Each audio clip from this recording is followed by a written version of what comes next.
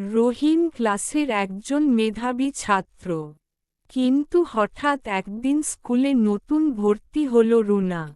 রুনাকে দেখে রহিমের চোখে যেন সিনেমার স্লো মোশন শুরু হয়ে গেল।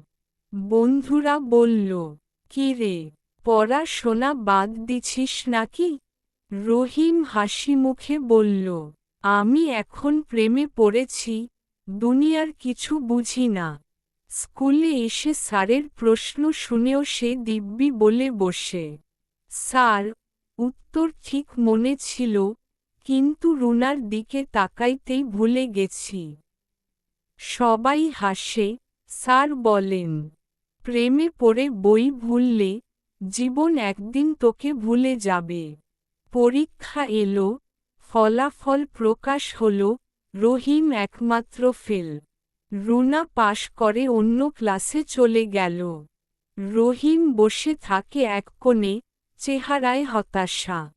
তখন তার প্রিয় গানটা বাজে, "আমি তোমার প্রেমে পড়ে, দুনিয়া ভুলে গেছি।" সে ফুঁপিয়ে বলে, "ঠিকই বলছিল গানটা, কিন্তু ভুলে গেছি আমার ভবিষ্যৎ।"